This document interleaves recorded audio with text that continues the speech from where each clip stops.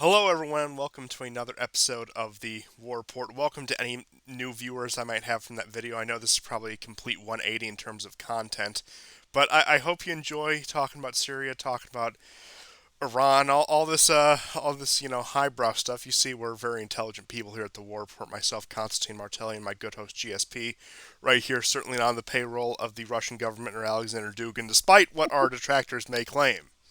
But with that being said, we shall get into our news about Syria. So, looks like, of course, the push towards Idlib is slowly but surely happening. Of course, the Turkish actions with the various proxy groups they have there, and of course against the Kurds. Just again, a lot of routine things, minor ISIS activity along the Euphrates, where the Syrian government control and quote unquote SDF control meet. But I think the big story out of Syria is that it was more or less confirmed what we were discussing last episode about Syrian air defenses, about them using some beefier air defenses, which some speculate to be the S-300, if not the S-400. I wouldn't go as far as saying it was the S-400, probably the 300s, against these Israeli strikes, was more or less confirmed to be true. And that isn't really a surprise, as we were talking about, with relations between Russia and Israel faltering, with the ascension of power of Bennett replacing Netanyahu. A lot of the goodwill in diplomatic maneuvering Netanyahu did towards Putin and Russia has been almost thrown away overnight by both sides, really. Of course, again, Bennett, this alleged far right ultra Zionist figure who's also in alliance with these left wing social liberals. Again, it's a very odd situation in Israel right now. Yet, I think Bennett, despite the fact that theoretically he would line up with the right wing populists of Europe and the Anglosphere more than somebody like Netanyahu, for example, would have. I figured Netanyahu would be the one who caters more to the establishment. It looks like Bennett is the one trying to woo these politicians. I haven't seen him make any overt gestures towards Biden or the United States, but that's generally where his foreign policy is oriented now. And again, of course, with the precarious situation in Syria, with Russia and Israel being diametrically opposed there, but still maintaining decent diplomatic relations up and through, like I said, about May of this year. Not that relations are terrible between them now, but they've definitely taken a hit since. What we have is Russia more or less doing what it was doing at the beginning of the intervention in September 2015. So Russia's been there almost 6 years now, which is very strange to think about. Just the state of Syria 6 years ago, where almost half of it was controlled by ISIS, to the point where we are now. I think, just as an aside, what a lot of people don't realize about the insanity of this year in 2020 is we had almost just as much insanity, I would say, from about 2015 onwards. I think a lot of people did notice that. I think they noticed it in more immediate ways with, like, a lot of the cultural upheaval, especially in relation to the rise of Trump and the election in the U.S. and Brexit and the migrant crisis, etc. But I don't think they realized how geopolitically crazy a time was. I would say the big impetus for this was, of course, the beginning of the Syrian civil war, but I would say the annexation of Crimea, where Russia more or less asserted itself, saying that, look, we're players on this chessboard too, we're players in this grand game too. And of course, the subsequent issues with Iran, the Iran deal, etc. But again, that's aside the point. But it looks like Russia is taking a less tolerant, less patient position with Israel in terms of their cooperation with Syria. Now, not that I think we'll get Russian forces on the ground in Syria engaging Israel, taking back the Golan Heights, nothing like that, no. But it does seem like that they are willing to let Syria, Iran, and their proxies go much further than they would have when Netanyahu was in power, because again, Russia and Israel sort of came to the agreement where, again, the Russians, Putin, would keep these people on a leash. Of course, they would operate in Syria. He wouldn't budge. He wouldn't tell the Iranians and their proxies to leave Syria, but he would stop them from going outright with outright against the Israelis. And you even had Gantz, who is the leader of one of the major parties. In fact, he was Netanyahu's actually his last election opponent back in, again, the several subsequent elections they had until this new power brokerage was arranged in May. He was calling out Iran and their puppets in Lebanon and Syria. So the rhetoric is escalating in Israel, especially in the absence of an American empire, if you will, where not that Biden is an isolationist by any means, not that Biden isn't part of it, but just practical limitations of U.S. foreign policy has seen almost no activity in Syria since the strikes in late February, early March, when Biden struck those pro Iranian forces right before his negotiations with Iran, which, again, we'll get into some of the Iran stuff later. But point being is the stage is being set in Syria, and it has been for quite some time. It's just that this recent news between Israel and Russia, I think, is a real impetus for it. And again, getting back to these Syrian air defenses, for things to escalate to the point I would say we haven't seen them since probably 2018. And I believe already, I know I touched on this briefly, of course, they were talking about Assad's atrocities in northwestern Syria. I believe already that there's already allegations that there's either going to be a chemical attack soon or a quote unquote chemical attack soon. Right, right, and it's also been very busy in the southern region of Syria in the Daraa, and this is basically where the so-called uprising against Assad began, The cradle of the and one of revolution. the cradle of the revolution, and one of the things that they did very quickly was they took over air defense systems. Somehow they knew, like they were prepared to take over air defense systems because maybe they thought the Syrians would shoot at somebody else who had fighter jets. And who would, I mean, the rebels didn't have them. So obviously they were waiting for support from an outside country. So Well, if much the rebels for. didn't have them, how do you explain the Israeli Air Force? So obviously, and this is also the location of the infamous Vice video where Al Qaeda members are wounded by Assad's forces and they're being treated in Israel.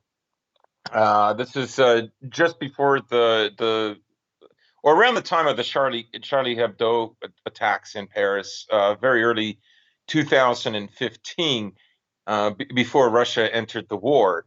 So basically, what has happened is, there were some rebels there that were, had given up a few years prior, and suddenly they've begun attacking forces and cording off the city from Assad, and probably a lot of this is due to America's sanctions and America blocking reconstruction in Syria. So America is essentially prolonging the war by denying average Syrians, a normal lifestyle that at least normal that you could expect after 10 years of war. So they know what they're doing. This will force them to go against Assad. The Syrian government has come down quite hard. They've even had the help of Russian warplanes bombing that area. This is something that we really didn't see after 2016. Um, Part of it was because it was close to Israel and so on and so on. But in neighboring Lebanon, there's been some shelling over the border, which has kept Israel busy. Israel now has been sending their fighter jets there rather than in Syria. And in a way, they're kind of all over the place right now.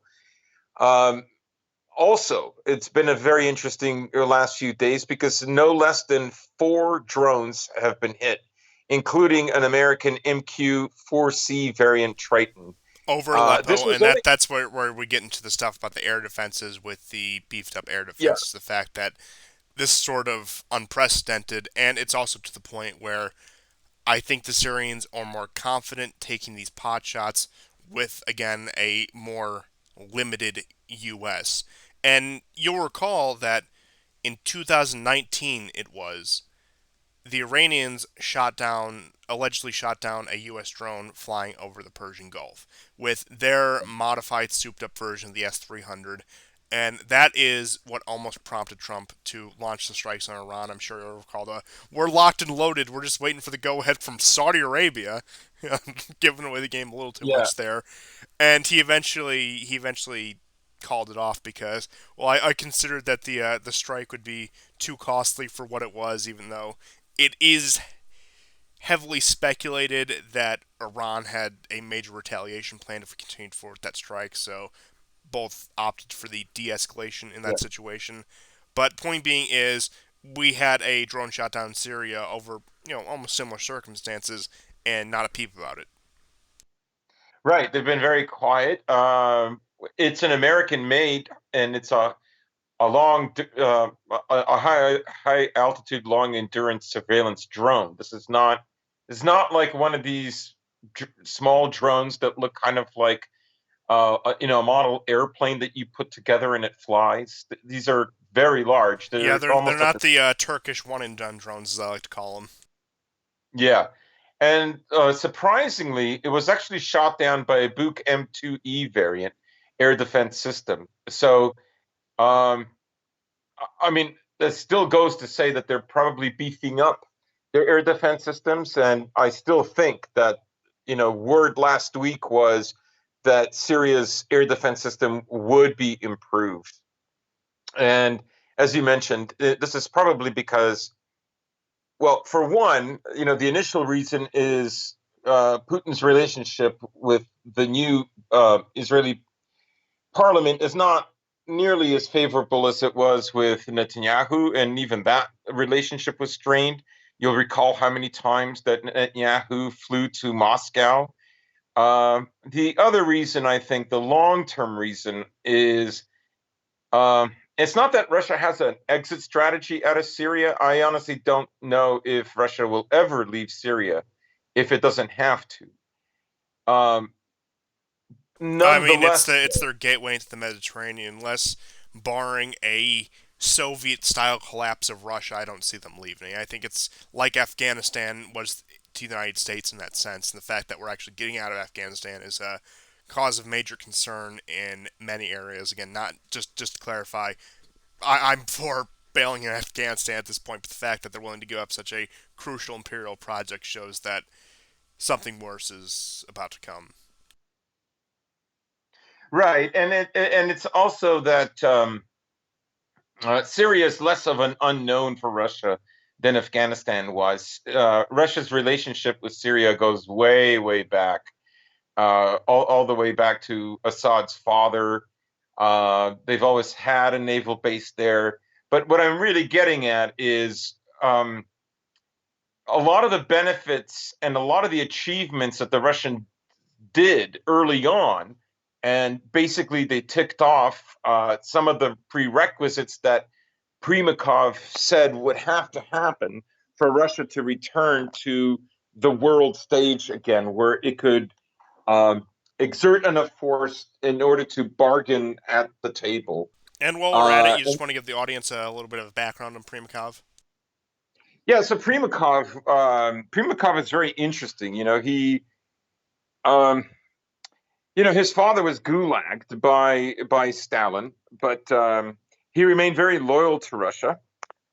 Uh, he worked closely with Putin. Like he was, people really thought Primakov was going to run for president of Russia, but he bowed out, and that paved the way for Putin. But Putin and his crew from St. Petersburg actually were well aware of Primakov and his idea that a middle road would have to be chosen between American liberalism, which had already tried and failed in Russia in the 90s. So we're talking about the late 90s here, 98, 99.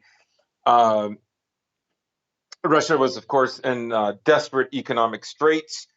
The other um, little bits of history about Primakov people might not know is that Brezhnev actually got him to open up diplomatic relations again with Israel after the '67 war because uh, relations completely ceased. Right, there were that war and with Egypt as well. Russian planes knock down Israeli planes, and vice versa. So he also studied Arabic, and he was very familiar with Syria as well. So Primakov was this. He, of course, he was a big inspiration for Lavrov, for Sergei Lavrov. And I've mentioned in other shows that there's a Primakov Center in Moscow in honor of him. Um, so one of the things that he suggested was a rapprochement with China and closer ties, even with India, than had already been established in order to counter American and Western hegemony. And then the other was to NATO, to divide NATO against itself. And Shoigu, but forget the name of the other guy. It's not Shoigu; it's the other guy. I think it starts with a G. He kind of they're the ones who interpreted what Primakov said and basically worked out the tactics and the strategy for his vision, right? And this is what I mean when I said that early on in the war, um, Russia managed to pull Turkey away from the U.S. It set off a fight between the U.S., Turkey, and the Kurds. We all know that the Americans backed the Kurds. That was a division. Another one which set off sanctions against Turkey was Turkey buying the S-400, which immediately excluded Turkey out of the F-35 program that it spent billions in. And of course, it finished the South Stream, or what later was called the Turk Stream, gas pipeline in the Black Sea, which will eventually develop, and it will go through Greece, Macedonia, Serbia, Hungary. So, um, so he did manage to do that, and but the war is dragging on, and it's not that Russia has to leave. It's not really like an Afghanistan situation, but Syria requires more stability. Now, China has come up to the plate, and where others have failed to help reconstruct Syria, I think China will happily, given especially the present relations between America and China, which were foreseeable really for the last 2 years. We knew that this split would eventually develop. So China is hopefully soon going to come in and help with the reconstruction of Syria, because it's not a tolerable situation. Like, the longer this lasts, the longer new rebel factions will arise. And what happened in Daraa is, I mean, ultimately Assad will succeed there, but Syria has become this place with small fires constantly burning here and there and here and there. And you can't keep losing 50 men every month, or it could be somewhere between 25 to 50 men Yeah, every and month even the year. proxy groups backed by Iran or whatever, and especially in Iran's precarious situation where they have gained a bit of breathing room under Biden, but at the point where they can continue to support these militias, the pressure from Israel, especially under this new government. Again, it, it's not deadly right now, but something extended long term that can bleed them out. Right, right. So that's what I meant by it, right? But yeah, now fighting in Idlib is also going on. Surprisingly, in Deir ez-Zor, there is less ISIS activity than there normally is. The week previous, there was a fairly substantial Russian bombing campaign in coordination, both with the Syrian army as well as uh, Iranian-backed forces. So now it's time to focus on Daraa in the south and Idlib in the northwest. Yeah, that's what it looks like it's coming down to. And again, I still maintain that This is the last summer of Idlib. This is the last summer of that pocket in northwestern Syria. I'm not saying it will be defeated by summer's end, but I'm just saying by summer 2022, that part of the map will be red. And I am going all out. I'm saying that as an actual prediction and not just speculation.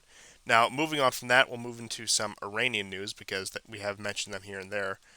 Now, it looks like we've returned to the days of the tanker hijackings. Now, those of you who've been around since 2019, especially in this audience, will remember the near weekly occurrence where the IRGC, the Iranian uh, Revolutionary, or the Islamic Revolutionary Guard Corps, excuse me, was allegedly seizing all these American and Japanese tankers. In fact, there was one right when the Iranian delegations were meeting with the Japanese delegations of this oil tanker en route to Japan, all of a sudden just gets torpedoed. It was a wild story. Certainly, the Iranians sabotaging their own negotiations, but I mean that's aside the point.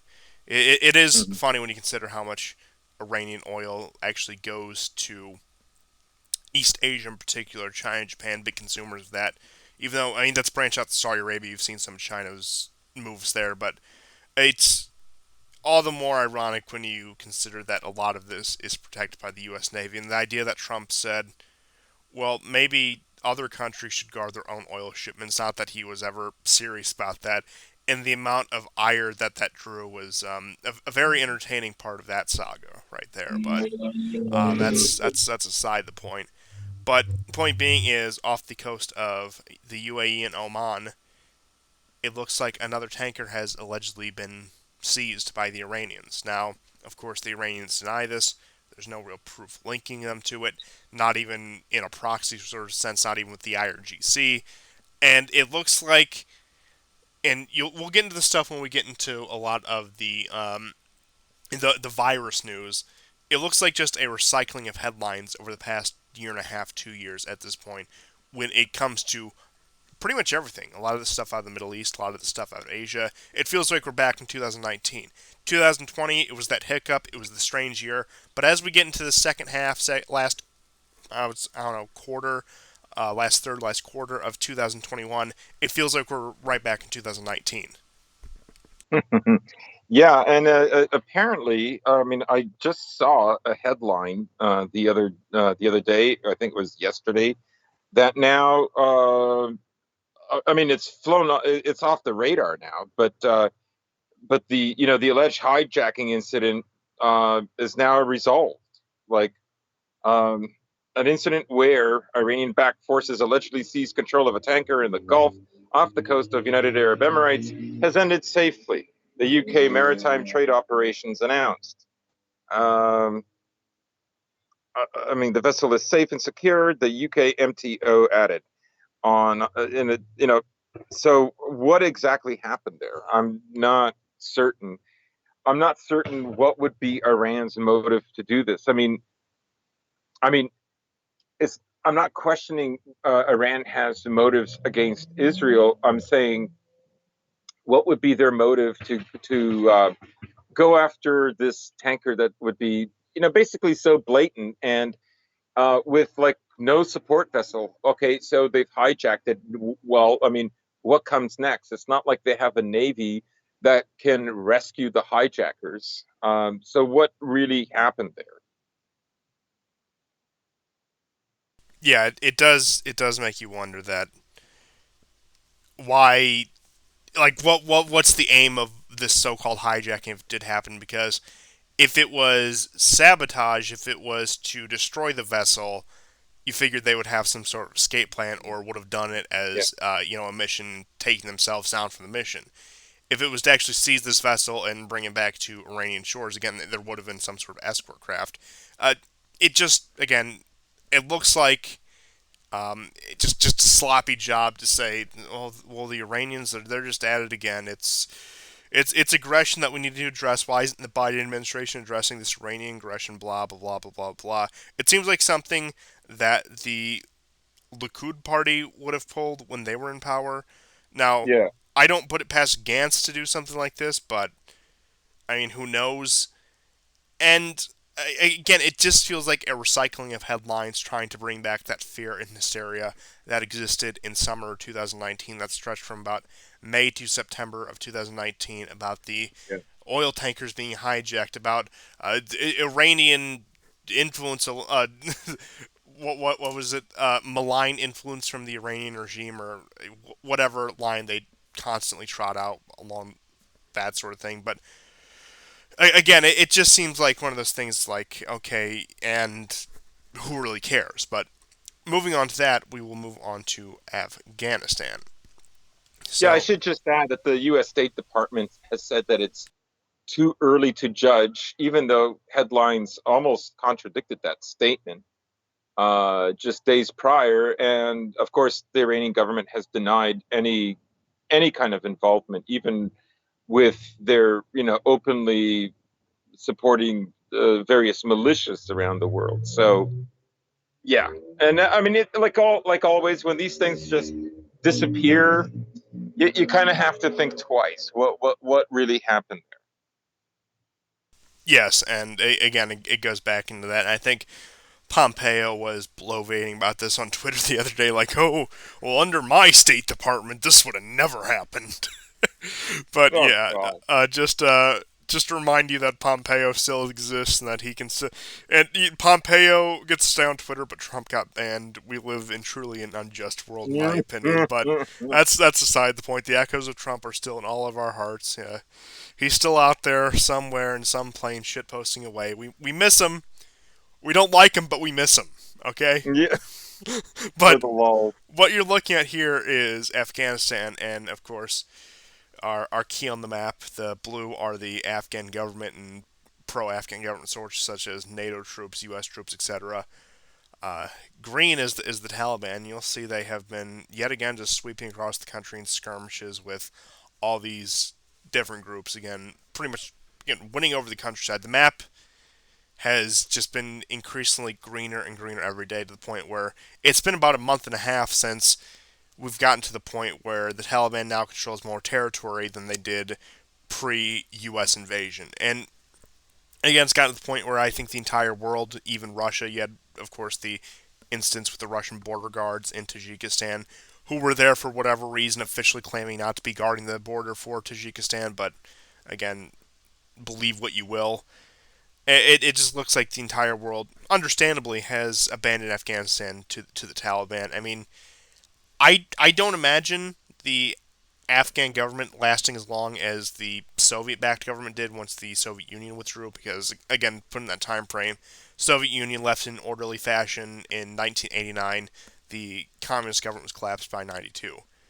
The U.S. right now, as of 2021, is leaving in a very disorderly fashion, and the Taliban is in control of this much of the country with no real resistance. Like I said, I still anticipate, especially with all the players who will be interested in Afghanistan afterwards, that the Taliban will fracture, that the Taliban will fall into its own civil war after they eliminate their main threats, because that's similar to what happened with the Mujahideen after they took over Afghanistan in 92. And I do think that's a case where we could just extrapolate the same pattern that, of course, these groups are all united under one umbrella, of course, and as I always go back to, the diversity and inclusion initiatives of the Taliban over the past 4 or 5 years, where they're no longer just a primarily Pashtun organization where they're reaching out to the other groups. I could still see it again fracturing on long lines: hardliners versus pragmatists, Sunni versus the small bit of Shia out there, other ethnic, cultural, and religious differences. I just don't see the coalition lasting. I don't think Afghanistan will be in a full-blown civil war by the time the Taliban inevitably takes control of the country, but I do think it will be pockets of resistance. Again, I think Afghanistan will default back to where it was, the point where it's a very fractured nation controlled by various different tribal groups. Just so happens that the Taliban is the most powerful one that controls Kabul. Yeah. Um, I mean, I've seen some reports basically saying that some Taliban fighters want to reach an agreement with the present Afghani government as long as they are guaranteed the lion's share of power. That's what they're trying to broker right now. But really, they're taking over some of the provincial of the larger provincial towns in the south and in the east, west of the country. So, you know, um, they're not they're not quitting anytime soon. They control most of Kandahar now, um, and yeah, and I agree with you. They're going to keep pressing forward. Until they get either the brokerage deal that they want, or they just take it all. And because of course, if that doesn't happen, then America will have to start, I guess, bombing again. It will certainly involve drones, but that might be what America feels like it has to do. So we shall see. Um, it's still relatively early. Um, I guess there are still some troops, and America always did say that there's a few hundred troops that will remain thereafter. But we're about a month away, and a month and a few days away, when the U.S. troops are expected to completely withdraw. So, yeah, we'll see what happens. Well, I think one thing that we have failed to account for in the past is you had, of course, Taliban and I believe actual Afghan government sources requesting that Turkey withdraw their forces. Will the famed fighters of Idlib in Libya and Nagorno Karabakh find their way to Kandahar? Possibly. Honestly, at this point, I wouldn't be surprised if Erdogan finds them a new assignment. If he decides that, hey, let's make our mark in Afghanistan. Maybe that will be the next empire that finds its early grave. Maybe it will be Erdogan's empire. Now, I don't think it would go that far. It seems like, at least with Turkey, their concerns are more immediate and countries that they share either a physical border with, in case of Syria, Azerbaijan, Armenia, etc., or a maritime border. You might think Libya, Egypt, etc. But at this rate, I mean, Erdogan is so ambitious. I could see him taking this gamble if enough opportunity presented itself, if the idea of a reward presented itself to the point where he might gamble with a few thousand proxy soldier lives. But again, I'm not saying it's going to happen, but I really can't discount it at this point. But of course, everyone expects Afghanistan to pivot back into Pakistani influence, which of course Yeah. puts it much closer to China due to the growth in relations between Pakistan and China lately.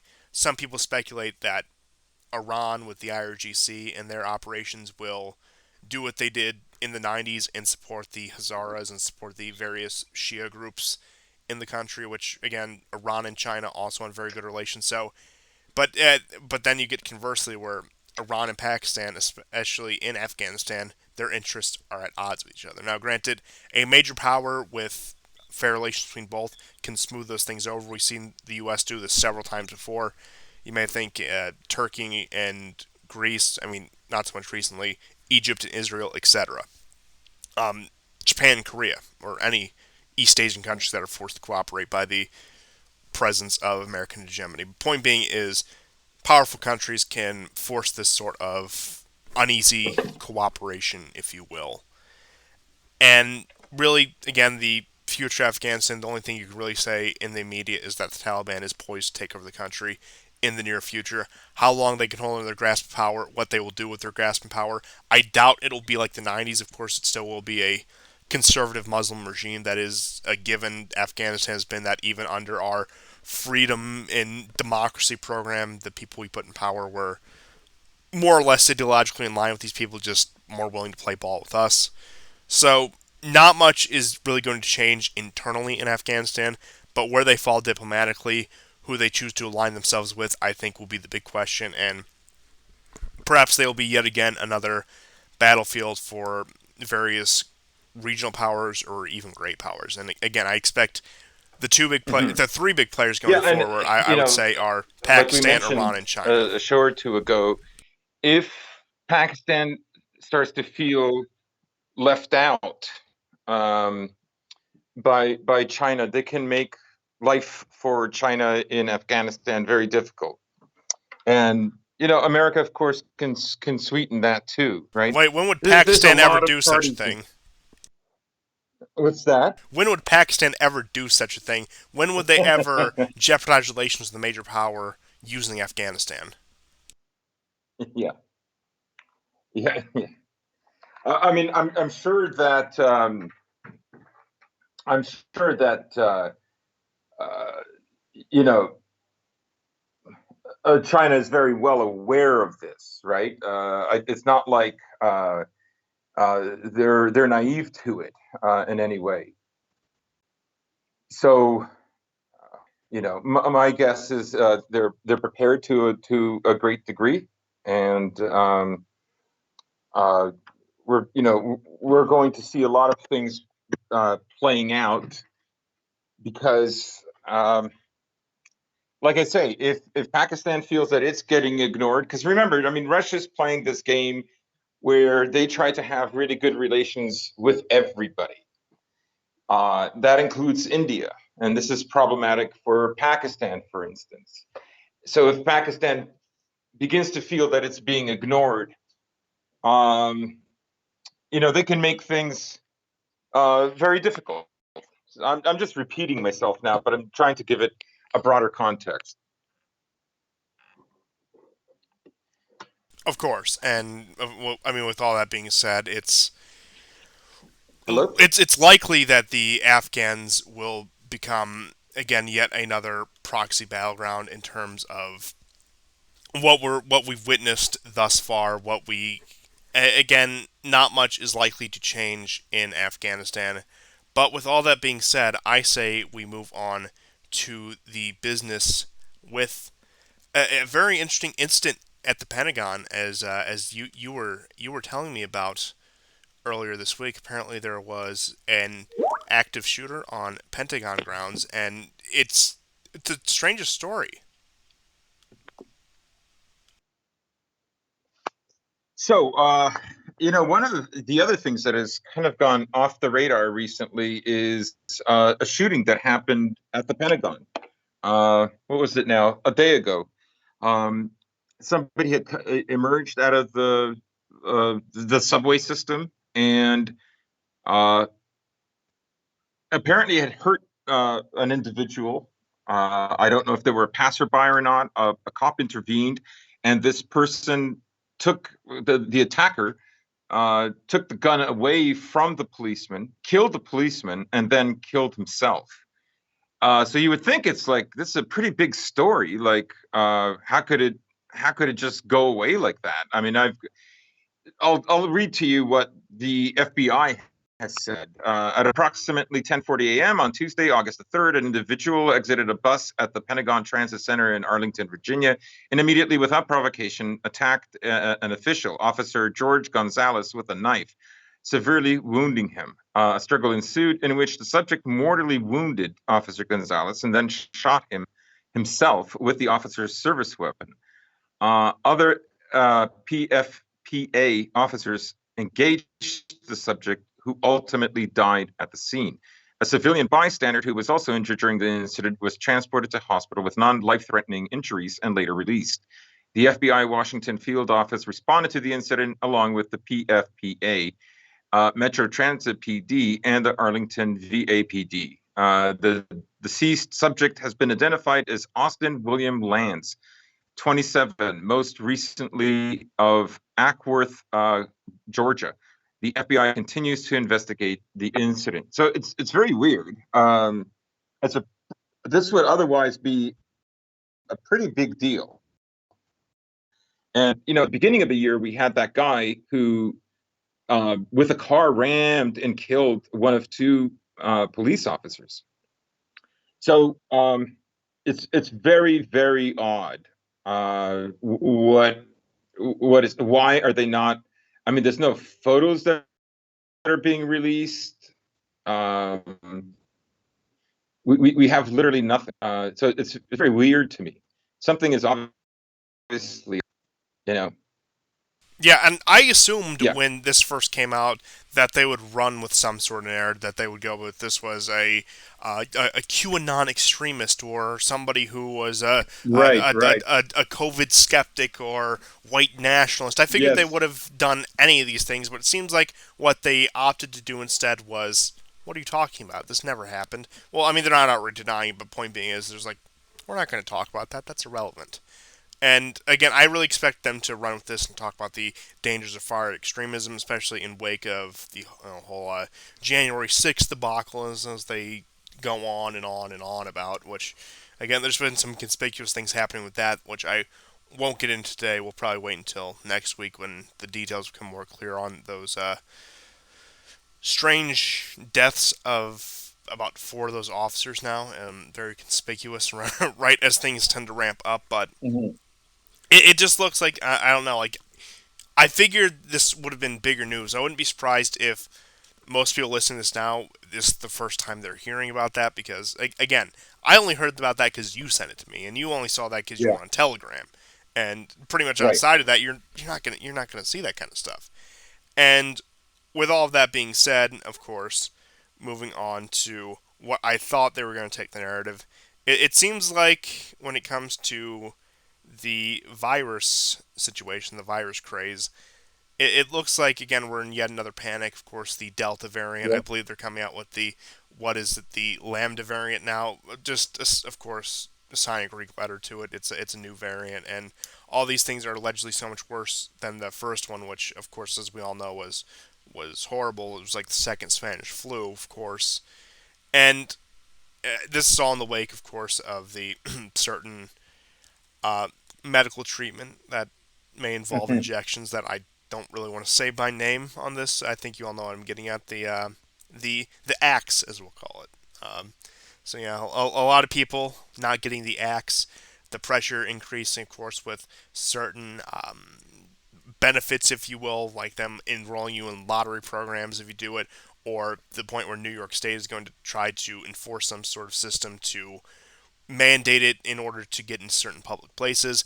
I don't know how that will work. I think our biggest saving grace, insofar as that is concerned, is that we don't really have a regime competent enough to enforce those bans. I think those would probably be very easy to get. Of course, not that I would ever advocate anything illegal or underhand like that. Don't get me wrong, but I'm just saying I don't have enough confidence in our government to seriously enforce something like that and not have all kinds of loopholes, or guy who's supposed to be checking it looks the other way because of either he doesn't care, I don't know, maybe bribery. But again, I don't expect. Maybe I'm being too optimistic here. Maybe you'll put me in my place for this. But I don't expect the system to go into effect. And if it does, even just on a limited scale, I don't expect it to work. I think this thing they're trying in New York, it's not because of like public outcry or anything, because as we've learned, most people are sheep. Most people will go along with whatever. But I just don't think it will be effective. I don't think the governing authorities, I don't think the law enforcement, the people in charge of actually implementing this, will be able to properly do so. Right. And they've also run in the ground right now. They have very big problems because you've got countries as far flung from one another as Iceland, Israel, America, Great Britain. All of them are reporting cases where hospitals um, have well over half of uh, the patients double vaxxed with a variant of some kind, with the corona, and they're double vaxxed, right? So Israel has begun planning a third lockdown in September.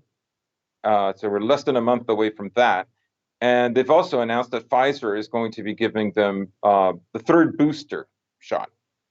Uh, I will be curious as this pans out, because we saw Hungary, Slovakia, Slovenia, of course Russia, I think even Belarus at this point. All these countries that have, Serbia is another one. All these countries that have opted for Sputnik and the Russian one, uh, how they will fare. How, of course, reporting is never going to be accurate out of any country, but I'm curious to see if come the fall, come the winter, beginning of next year, if countries like Slovakia and Hungary and Serbia start to lock down when they've gotten their main source of course, vaccinations from the Russians. And I think mhm. that will Again, you've seen sort of a Cold War situation going on for this, where when the European Union talked about implementing something, it's like, oh, if you want to travel, you have to have this. I don't think they ever followed through, but they said Sputnik 5 would not be an acceptable of this. You have to get one of course, the ones that come out of the West, come out with the big pharma companies. Again, not that I'm saying that, again, Russian medicine is the paragon of virtue, but again, I think it's probably done one of the biggest things to make me a more skeptical of this, to the point where, again, this is such a dire situation, but if you take the vaccine from the wrong country, then it just doesn't count. Right, right. Yeah. I mean, so the problem they've got now is that they're going full tilt, telling everybody that they must get the vaccine. We've seen protests now, not only on the weekend in France, but on weekdays, including today. This is Thursday, August the 5th. Uh, so on the one hand, they're giving you information that even having the shots, you're going to get corona, and to some extent, there is a portion of those people who are dying, right? This is negating the fact that there are people that are coming down with severe health effects, adverse health effects, some of them lifelong. So, how many people are they really saving, and at what cost? Um, and yet, they're absolutely fully marching on with it. Britain is going to implement very similar laws to France. You'll need a passport for everywhere. We've seen de Blasio in New York, uh, in essence, coming up with an almost identical program, right? So I think people are, I mean, for those that are, still non-compliant, um, they're wondering what the hell is going on. This is a shit vaccine. It's actually not very good. Who am I doing this for? Another article that came out of Israel. I'm following Israel closely because, it was the first to get fully vaccinated and basically, well, not fully vaccinated, but it was the first to get the vaccine. Right behind was Iceland. And so, they're a good test case, right?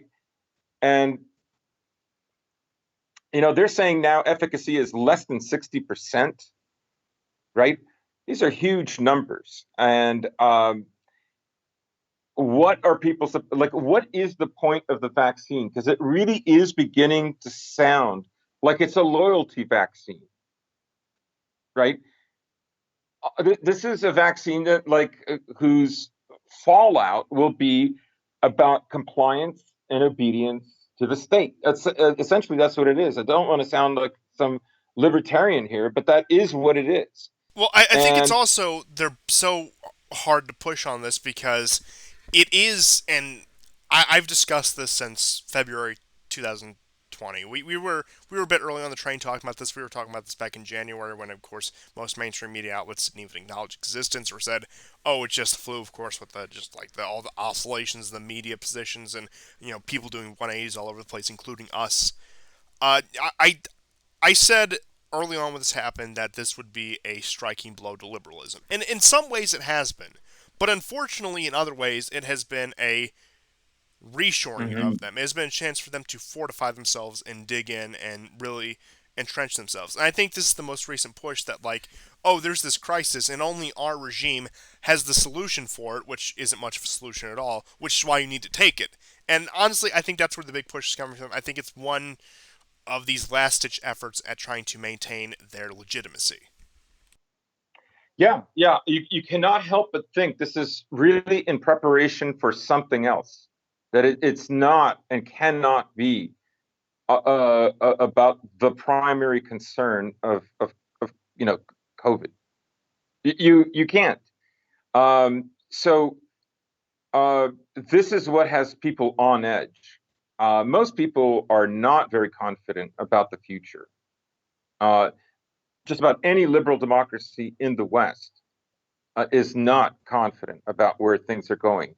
And there were always some telltale signs, like I'll at work, for instance, I'll joke, right? I'll say, "Isn't it funny? Like the guy who was never really that scared was able to predict all the lockdowns that would happen, that there would be lockdowns after more than half the population was vaccinated, that people would still contract it after they got vaccinated, and that that we're probably going to have lockdowns well into 2022. I mean, isn't it weird? You guys took it so seriously, but you couldn't dare make a prediction.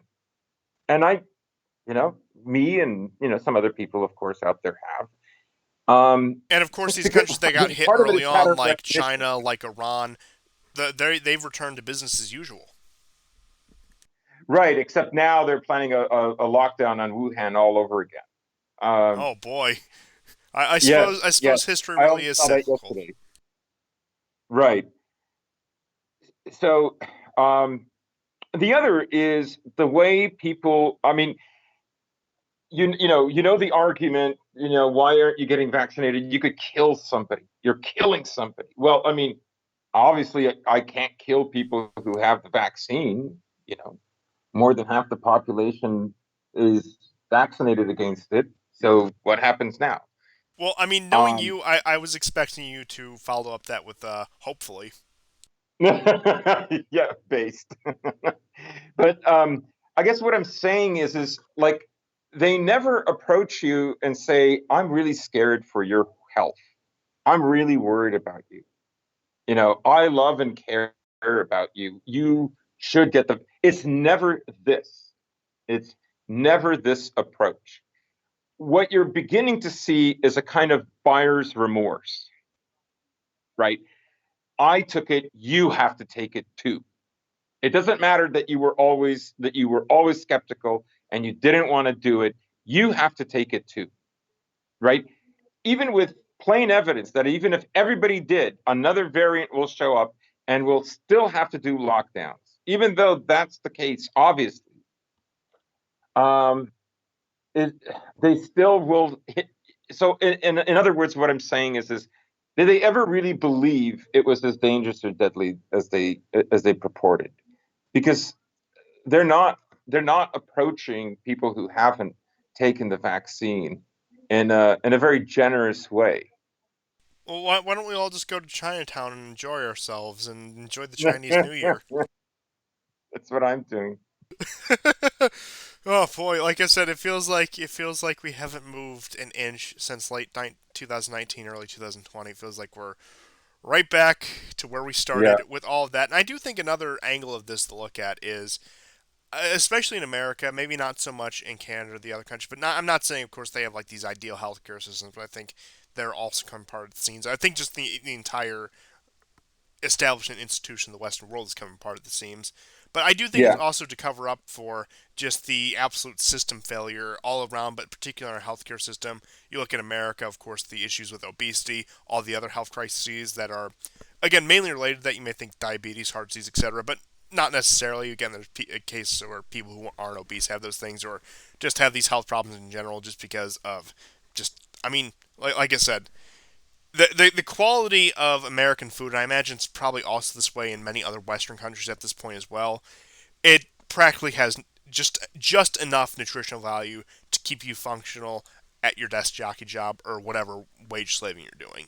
There's mhm, no real nutritional value to your food beyond that if you just again go to your average Walmart, your average supermarket, whatever.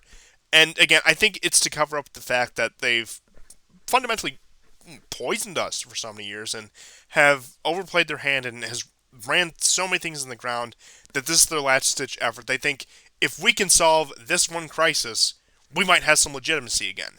And you can right, you can right. see them leading up to this with, of course, the January 6th debacle with the so-called rise of white supremacist extremism debacle, and of course, as we discussed, this really has its roots in the war on terror post 9/11 world, which again we have a pretty big episode planned for, to the point where these countries, these regimes that know they don't have much going for them, will capitalize, if not manufacture, these crises in order to solve them, in order to gain some legitimacy. It's just that the problem is they never seem to be able to solve these crises. They never are able to put out the fires that they start in order to make themselves look like the hero. These things just spread out of control, and then they have to deal with this massive fire on a serious basis rather than this just controlled situation where they get to come out on top. And that's really, I think, the situation we've gotten ourselves into up until this very point when it comes down to this most recent debate. Right, right. So, yeah, I mean, I think people in the West have a tremendous sense of discomfort right now and not a lot of optimism. Um, you get statistics like, I don't know, 30, 40 years ago, 90% of home ownership was private and 10% was bank ownership. That's flipped now. You can't deny these changes in living standards that are happening in the West. And as you say, they're using crises in order to they're looking for loyalty, but they're also looking to establish legitimacy. Um, it really does make you feel like there's something far, far worse down the road than the coup, right? Like something far worse. This is about something far worse than that. Like hyperinflation, as we'll get Yeah, into. hyperinflation is one of them. There was also an interesting Vox article. Now that you bring up, you brought up momentarily January 6th, and there was a. This is basically in reference to the Olympics that are taking place right now, and just a lack of enthusiasm, not just because of Corona, but I think, and I'm speaking here directly about Americans and how they feel about the teams. And at this Trump rally, Trump said, um, the women's American soccer team lost to Sweden. I think most of you guys are happy about that. I think most Americans are happy about that. And so, of course, the Vox article, they're all like, you know, scathing and upset about how the right is now like no longer patriotic. I mean, Yeah, they never it's like they never you flipped the have no coin. Like enthusiasm for this. This has become as politically polarized as everything else. I think the that's funniest thing right. that you bring up the Olympics is also is that like yet again you have another year where the Russians are banned for their state-sponsored doping, but Right. apparently all their athletes can pass on an individual basis. They're still like in like third overall. I just find that funny that like of course they've been doing this for like the past like 4 or 5 years, and they're still like just on top, and well not like well, close to the top honestly, but again it's funny how like you'll get like these small countries, and I'm no by no means is Russia a small country where the like these pissant countries that you've never heard of are like making their marks in terms of like these great athletic achievements, and then like you just have the U.S., which doing objectively well in medal counts. It's just like there's like next to no enthusiasm about it. hmm hmm Yeah, and the reason I also brought up the Vox article is again, we're talking about uh, basically people. Trump kind of came in on a message that the country was in really bad shape, and that the civilization even was in really bad shape. And I think elites and I think the left in general sees that as a big problem. That it's an indictment on them, and of course they want to skew that, so they want to tell you that's not the case, right? While Or it's also not their fault, simultaneously conceding that is the case, which you'll see with the right? Biden administrations, particularly in their foreign policy and the way they've addressed the Russia and China issue, to the point where you had this thing like where I said it goes back to Trump, particularly Michael Flynn, where it was a reassessment of America's role in the world, America's role on the global stage. And everyone decried that at the point where Michael Flynn is still being railroaded through the court system. But then when Biden gets in, when his team gets in, they tepidly accept the analysis given to them by the previous administration, by, I say, in particular, Michael hmm Flynn. hmm hmm Right, and um, so when you couple January the 6th, the lack of patriotism, a lot of right wingers saying, "I'm not watching. Good. I'm glad America lost." This is a big worry for them. I think it does scare them. So like even Tucker going to meet Orban, I think they feel like this is something they can't really control. Oh, you stole my next topic right there. But Oh, sorry, great, I'm great, sorry, great I'm sorry. transition. Great transition. Okay, But why don't do we go to that? continue. Why don't we go to that? Yes. So of course you had most popular Fox News host Tucker Carlson, who, he's had his faults. He's had his pitfalls lately. He's disappointed me quite a few times over this year, but still leaps and bounds better than anyone else you're going to get on the mainstream media. He had the audacity to meet with Hungarian Prime Minister Viktor Orban, and that has caused an absolute deluge in the media about Hungary, about American conservatism, about Tucker Carlson, about Orban, particularly, again, going back to the blue check journalist crowd on Twitter, Matt Yglesias. I'm sure you all know who he is, one of these Yeah. most insufferable journalists. And here I was thinking it's one thread, but every time I see it, it's some new thread. He's going on and on about, well, Hungary is less prosperous, their GDP is lower, look, America is so much richer, the average American home has so many more rooms than the average Hungarian home, blah, blah, blah, blah, blah, blah, blah. But then, again, oh, Hungary has the GDP of Mexico despite being a literal fraction of the size of a landlocked country in Eastern Europe, which, again, you'd think would be impressive. It's like, oh, Hungary's GDP is up there with countries like Iran, Iraq, and Kazakhstan. And, but, I mean, simultaneously, these are the same people who praise Sweden and Denmark for their generous welfare programs and social safety nets, while decrying the current state of the American economy. But you know who's number one in economy? America is. You know who the richest country in the world? America is. So why would you want to be more like Hungary? Another weird angle they've also been approaching this at, which I think is very odd considering the fact, again, he's been dead for almost half a century now, is they keep on going after Salazar's Portugal too. That's like the one comparison. Yeah, yeah. They're trying to equate, again, apparently the Hitler comparisons have been exhausted. Apparently the Mussolini comparisons have been exhausted. Apparently even the Franco comparisons have been exhausted because they're now comparing Orban to Salazar and saying, and it's funny because like Salazar like was always like even one of the more tolerated ones. Like yeah, there was some like they would accept Franco, but they always made an effort to keep a distance from him. At least a lot of Western countries did. But Portugal, more or less, founding member of NATO, founding member of the European Union. Of course, that was after Salazar. But again, pretty vital in all these Western projects, despite the internal state of their government, with the Stato Novo, with the corporate government. But again, they're like really trying to say like Orban is the is the Salazar of his era. Of course, they go back to don't you know Hungary was an Axis power, despite the fact that Horthy was actually one of the few one of the few Axis leaders who actually had the foresight to say, hey, maybe we should call for peace negotiations because this war is lost, and maybe we should hold back this massive Soviet invasion heading our way. Of course, that actually gets them overthrown by the Germans. But the point being is, they are in just this massive deluge against Hungary and against Orban in particular.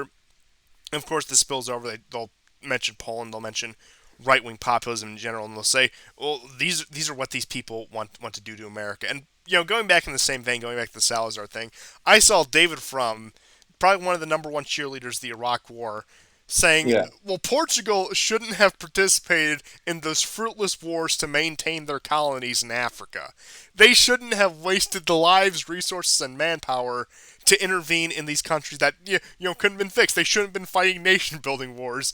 Coming from David from Yeah. one of again maybe not chief architects but chief cheerleaders of the Iraq War. And I'll tell you, maybe it's because I've been purposefully ignoring him, but Bill Kristol has been quiet lately. It's been Yeah. strange. But again, you get like this deluge of the normal people, of course, the liberal establishment, their neoconservative attack dogs, etc., going very hard against Hungary. And I've been making this point for probably the past 2-3 years now. They fear Hungary in the sense not. Again, another thing they'll do is Hungary is this poor backwater second world former communist state, but also Orban has the potential to overrun Europe and have his ideology dominate the entire Western world, if not the entire world at large. But one thing that I think this goes back to is I said they feared the ideas of Orban more than him actually putting them into practice in Hungary, which I think is also the same reason they hate Putin, because, of course, Russia's that on a larger scale. Like, imagine if Putin and Orban switched places, if you had Orban governing a country like Russia. Like, I think we'd be in World War III already, to be honest. Um, but point being is, I think they fear the popularity these ideas pull, especially on the European continent, to a lesser extent in the Anglosphere in the United States. I think there's too much of a cultural gap to get exactly the kind of regime that Hungary has in the West. And it, as much as I say that to my disappointment, but I think they fear, especially with the new polls coming out of Italy, with the FDI and Lega doing better. The fact where I think Maloney's part of the FDI actually, for the first time, has actually polled higher than Lega. The Five Star Movement, the coalition of anti-establishment populist figures, is pretty much defaulted into a standard centrist party, believe it or not, and that's of course after Conte, his resignation. Shame again. We're probably like, I think we're on the 71st Italian government since the end of World War One, something like that. Some absurdly high number that shows the wonders of democracy and how well it functions. Of course, I mean they're up there like Spain and Israel aren't doing much better. I mean, not that parliamentary democracies are very fickle, especially when you give it to the Italians, but that's aside the point. I say that as one, by the way, so of course, no offense to any of our Italian viewers out there. In fact, show this to your paisanos or whatever you call them. You see, I'm very culturally in touch with you people. It's a wonderful thing. But in all seriousness, I think they fear the idea of right wing populism metastasizing in Europe and possibly in the Anglosphere. In the particular form of Orban, whereas I think they could begrudgingly tolerate the Polish sort of populist nationalism for the time being that was still very pro-liberalism fundamentally, very hawkish against Russia and other, again, outside threats, less diplomatic in that sense, and of course more given over to cooperation again with Anglosphere liberalism. So I think if it was that sort of Polish nationalism, if it was that variant coming out, they'd be much less afraid. But the fact that it's this Hungarian nationalism, you listen to Orban's speech at the 100th anniversary of the Trianon Treaty. I made a video narrating that like about a year ago. I think they fear that this man has a new vision to either put some sort of new life into Western civilization, or if not outright, be the groundwork for a new civilization, so to speak. Well, I mean, I think a lot of the liberal elite class, and they do hate being called that. Um, I think a lot of them. I mean, we saw they are kind of they're cowards, right? Like, um, just just this week, there was a guy that went into the Ukrainian, tried to get into the Ukrainian government with a grenade. Meanwhile, these boomers go like, and I don't want to deride them. I just, they did nothing wrong. So I think they are afraid that the wheels are coming off.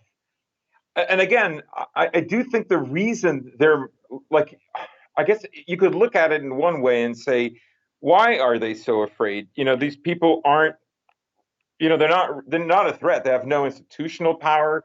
There's no billionaires that fund them. Um, there's they have no chance against the military. They try to take over without weapons. Like, how are they going to do this? But I think what they're really afraid of is that the situation in the West is getting steadily worse, and that these movements are going to tap into a lot of disgruntlement, resentment, and frankly, just full out, confusion and dismay uh, that are in store. That is how I think the elites are seeing the future. I think even they are not that confident about where things are going, and I think this is the primary reason why, um, you know, something like January the 6th. I mean, even the rallies. Frankly, the rallies terrified them. Way back when Trump was just campaigning. Yeah, So it's why else not. do you think they had all the provocateurs out there? I mean, when Trump called that out, they acted like it was this big conspiracy to the point where they said, "Oh yeah, let's actually disrupt these things." And yeah, I mean, to the point where, I mean, they actually, especially of course when he was president, got the security on all these things. And again, not so much what's being said at these rallies, 'cause a lot of it is again that I guess you could call it faux populism that Trump purports that, look, we're populist and nationalists, but we believe in all the same things, as more or less than same things we've been doing since the 80s, 90s. That's more or less what Trump's populism devolved into. But just the atmosphere, just like what these people could be persuaded to if just pushed just the slightest bit further. I Yeah. think they are terrified that from that. Not even like in a revolutionary sense, but the point where like they know that I would say a good quarter% of the adult population isn't duped by their tricks anymore. And again, I think that's why they fear a lot of this QAnon stuff so much. Not that they believe it's a genuine danger, not that again it's even true, but the fact that a movement that at least purports, hey, these elites are not your friends, they're not to be trusted, and that's not even getting the more of their outlandish claims. I think terrifies them to that point because they realize they've lost a significant degree of public trust.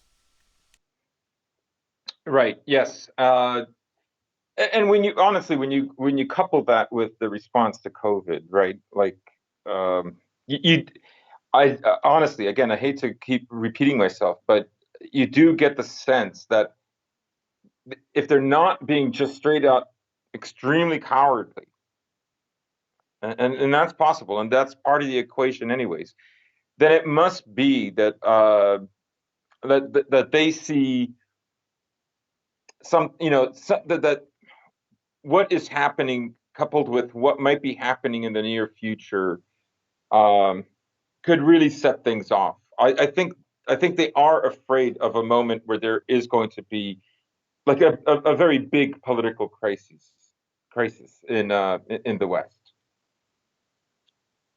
Oh, of course. I think that's one could say they're using this whole they've been using this whole COVID thing as sort of testing ground with how they would manage a crisis, something that is admittedly less severe, like how they could navigate through this in anticipation of a larger crisis, which brings us into the question of hyperinflation and the Federal Reserve and just the really impending descent into economic hell that is probably awaiting us. Now, of course, there's always this fear mongering. There's been this fear mongering since the Great Depression that the economy is on the brink of collapse. The X, Y, and Z. Even though, again, you believe some of the figures, and these are probably from about March when I heard this, so things will have updated accordingly. But something where there's as much liquidity in the market as there was before the 1929 crash. Now, again, I'm no economics expert. I think a lot of it is complete utter nonsense economics, that is. But listening to the so-called experts and what they're saying, it does paint a very foreboding picture. Now, it is worth keeping in mind that a lot of these quote-unquote experts are people like Paul Krugman, who predicted the collapse of the U.S. economy as a result of Trump's election. But point being is, when you get into some of these more serious economists, I think, well, quote-unquote serious economists, is as much an oxymoron as that is. No offense, actually, offense Mhm. completely intended to any economists out there who so happen to have stumbled their way upon this program. But point being is, I do think that we are in an impending descent into economic hell.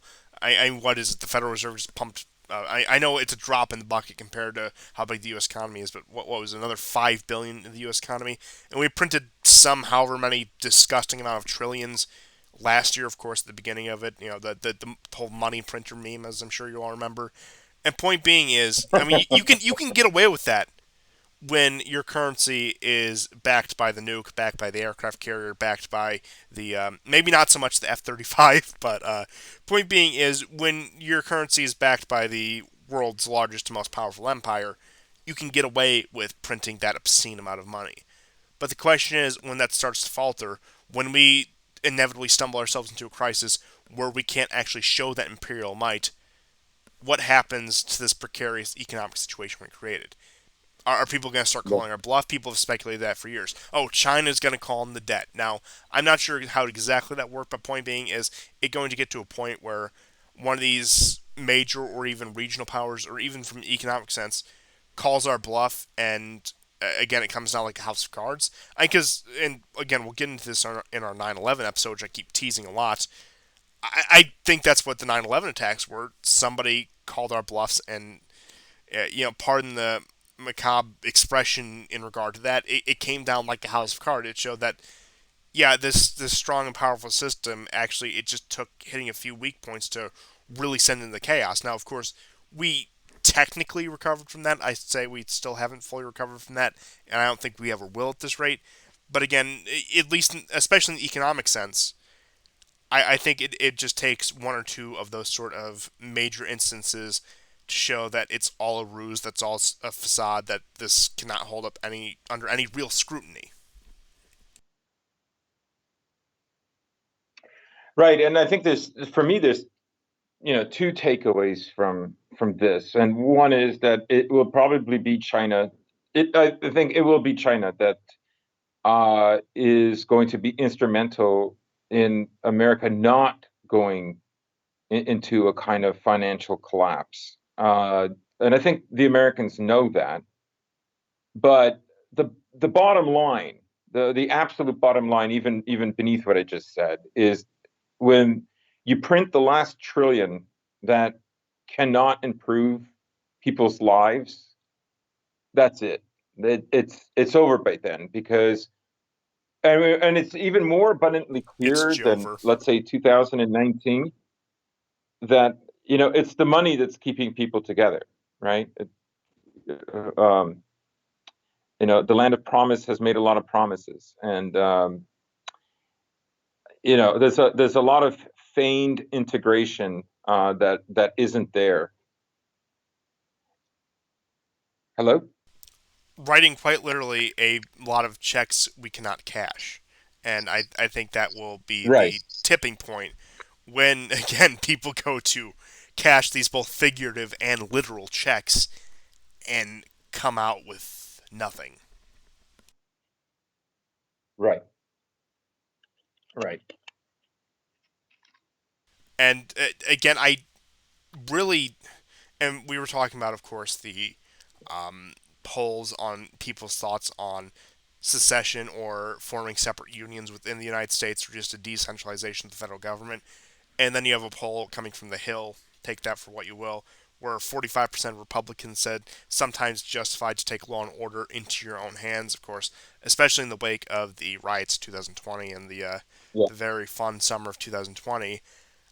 I think probably more people believe that than who are willing to admit it. I think that 45%, as with all polls, is of course the people who are actually willing to admit it.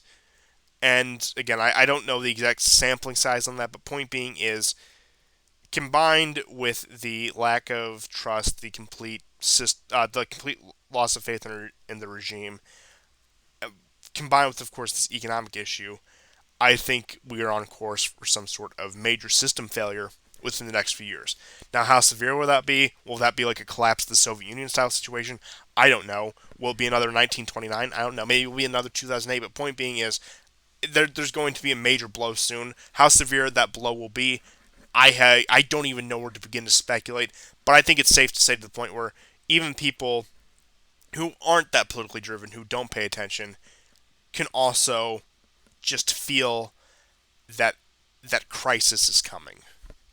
Hmm. Hmm. But that's all I had for this week, unless you had any additional stories. Nothing really too much. Nothing. There's always like smaller stories, but no, I think that's about it for me. Yeah, that's all I had. Of course, we will be back at some point next week or whenever. Of course, the sort of news we cover is perpetual. We could probably do an episode every day if we had the time and desire to, but I think once a week suffices. Maybe twice a week in particularly heavy weeks. But welcome to any of the potential newcomers who may have found this channel. I hope you enjoyed this content, despite the fact that, like I said, it's a complete 180. It's probably jarringly different than what you came into. But I hope you enjoyed this episode of the War Report, and we'll see you guys next time. And goodbye.